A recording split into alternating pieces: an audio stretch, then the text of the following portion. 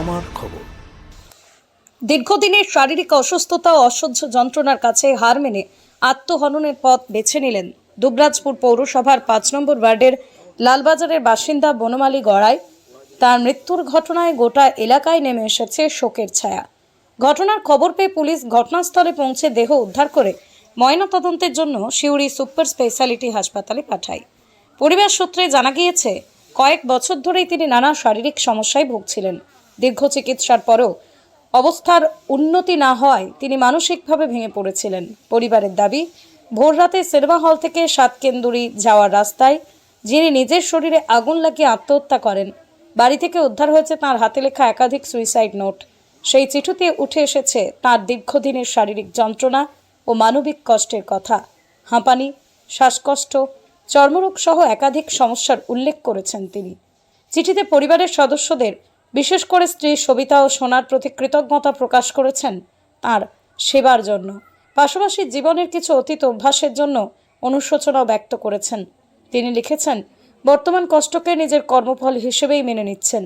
এছাড়াও পরিবারকে অনুরোধ করেছেন তার চিকিৎসার জন্য আর অতিরিক্ত অর্থ ব্যয় না করতে, কারণ তিনি নিজেই বুঝতে পেরেছিলেন সুস্থ হয়ে ওঠা সম্ভব নয়। সব শেষে স্পষ্ট ভাষায় লিখে গিয়েছেন, তার মৃত্যুর জন্য কেউ দায়ী নয়। মৃতের মেয়ে স্নিগ্ধা গড়াই জানান, তার বাবা একসময় সমাজ সচেতনতার কাজেও যুক্ত ছিলেন। ২০০২ সালের ২৫শে ডিসেম্বর তিনি সাইকেলে করে ভারত ভ্রমণে বের হন। পরিবেশ রক্ষা ও কন্যা ভ্রূণ হত্যা রোধের বার্তা নিয়ে তিনি প্রায় ১ বছর ধরে দেশের বিভিন্ন প্রান্তে স্কুল, কলেজ, অন্যান্য প্রতিষ্ঠানে সচেতনতা ছড়ান। ২০০৩ সালের ২৫শে ডিসেম্বর তিনি দুবরাজপুরে ফিরে আসেন। আমার বাবার সমাজের প্রতি একটা দায়িত্ব, কর্তব্য এবং পরিবেশের প্রতি একটা ভালোবাসা আমি ছোট থেকেই বাবার এই লক্ষণগুলো দেখছি। তো বাবা একদিন আমি যখন ক্লাস 9-এর ছাত্রী, আমি যখন পড়াশোনা করছি, আমি একটা বৃক্ষরোপণ একটা পড়ছিলাম, রচনা প্রবন্ধ পড়ছিলাম। সেই প্রবন্ধ পড়ে সেই বৃক্ষরোপণের যে কত উপযোগিতা, সেটা যখন পড়ছি, বাবা আমার কাছে বসে শুনছে, সেটা থেকে দেখেই বাবার একটা মনের মধ্যে একটা হলো যে গাছ লাগানো আমাদের পৃথিবীতে কতটা দরকার।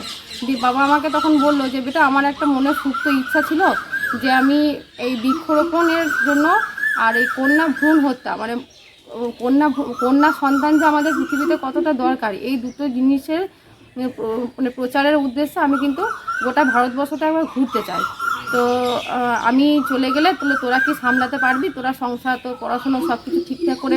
আল্লাহ, হ্যাঁ বাবা, তোমার যখন মনের এই ইচ্ছা আছে, তুমি তোমার এই ইচ্ছা পূর্ণ করো। বিভিন্ন রকম যে কাগজপত্র দরকার, বিভিন্ন জায়গায় যে অনুমতিপত্র, সেগুলো সব বাবা জোগাড় করতে থাকলো। বাবা দুবরাজপুর মাতৃসংঘ ক্লাবের একজন সদস্য, সেখানে তাদের অনুমতি নেওয়া এবং তাদের সহযোগিতা নিয়ে বাবা ২০০২ সালের ২৫শে ডিসেম্বর বাবা এই দুটি প্রচারের উদ্দেশ্যে বাবা ভারত ভ্রমণের জন্য বেরোয় সাইকেল নিয়ে বাবা ১ বছর বিভিন্ন স্কুল, বিভিন্ন কলেজ, বিভিন্ন ইনস্টিটিউশন, থানা, বিভিন্ন জায়গায় এই আমাদের সমাজে কন্যা সন্তানের কত প্রয়োজন এবং কন্যা ভ্রূণ হত্যা যাতে রোধ করা যায় এবং প্রচুর পরিমাণে যাতে বৃক্ষ লাগানো যায়, এই দুটি উদ্দেশ্য নিয়ে বাবা কিন্তু ১ বছর বিভিন্ন জায়গায় বিভিন্নভাবে সেমিনার করা, স্কুল কলেজগুলোতে ছাত্রদের সঙ্গে কথা বলা, এই কাজটি কিন্তু বাবা ২০০২ সালের ২৫শে ডিসেম্বর বেরিয়ে করে এবং ২০০৩ সালে বাবা ২৫শে ডিসেম্বর আবার দুবরাজপুরে ফিরে আসে। অন্য দিক থেকে কিছু ছিল না, শরীরের কষ্ট। এবার বয়সজনিত বাবার যে কটা অসুস্থতা ছিল সব কটাই বয়সজনিত রোগ, যেমন কোষ্ঠকাঠিন্য, ইউরিনের সমস্যা, একটা হাই প্রেশারটা খুবই অল্প ছিল। তো আর আপনার এই ইদানিং জাস্ট মাস ২-৩ হলো একটু হার্নিয়া দেখা দিয়েছিল। তার সাথে বাবার একটু ওই গায়ে জ্বালার একটা ভাব ছিল। তো আমরা অনেক চর্মরোগ দেখিয়েছি। তো চর্মরোগের ডাক্তাররা ওনারা বলছিলেন যে আমার চামড়াতে কিছু নেই, এবার গায়ে জ্বালাটা কী কারণে হচ্ছে তার জন্য আরও ডাক্তার দেখানো। কিন্তু ওই বাবাকে আমি এই জাস্ট ৬০ বছর পর থেকে বাবাকে শুধু প্রেশারের ওষুধটা খেতে দেখেছি। আমি জ্ঞানত বাবাকে কোনোদিন কোনো ট্যাবলেট বা ওষুধ খেতে আমি দেখিনি। বাবা একদম নিরোগ, একদম ওষুধ ছাড়া একজন মানুষ ছিলেন। এবারে বাবার নিজের এই এত ওষুধ, এত টেস্ট, এত কিছু মানসিকভাবে নিতে পারছিলেন না, যে আমি আজীবনকাল আমি নিজেকে এমনভাবে দাঁড় করিয়ে রেখেছি যে আমি ওষুধ ছাড়া থেকেছি, এখন ওষুধের সাপোর্টে আমি আর বাঁচতে পারছি না। সেই ওই শরীরের যে যন্ত্রণাটা, সেটাই উনি আর সহ্য করতে পারছিলেন না। ওনাকে অনেকবার ডাক্তার দেখানোর জন্য, অন্য ডাক্তার দেখানোর জন্য, যে একটা ডাক্তারে তো সব রোগের ট্রিটমেন্ট হয় না। তো আর আমি কিন্তু এই 1 মাস যাবৎ বলেও কিন্তু আমি বাবাকে কোনো ডাক্তারখানার কাছে নিয়ে যেতে পারিনি। Army enterprise CSD canteen dealer, Bolpur শহরের সবচেয়ে নির্ভরযোগ্য ও সাশ্রয়ী মূল্যের ইলেকট্রনিক শোরুম এখন আপনার একদম কাছে।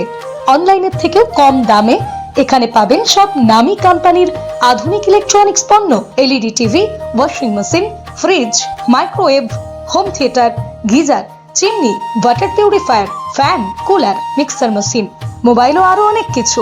এখানে ইএমআই এর সুবিধা রয়েছে। সৈনিক ভাইদের জন্য সিএসডি ক্যান্টিন রেটে বিশেষ ছাড় পাওয়া যায়। ঠিকানা আর্মি এন্টারপ্রাইজ, বোলপুর বাইপাস সংলগ্ন কাশীপুর মোড়। এছাড়াও নবগ্রাম আর্মি ক্যাম্প, মুর্শিদাবাদে আমাদের আরেকটি শোরুম রয়েছে। দেখতে চোখ রাখুন আমাদের ফেসবুক ও ইউটিউব চ্যানেলে।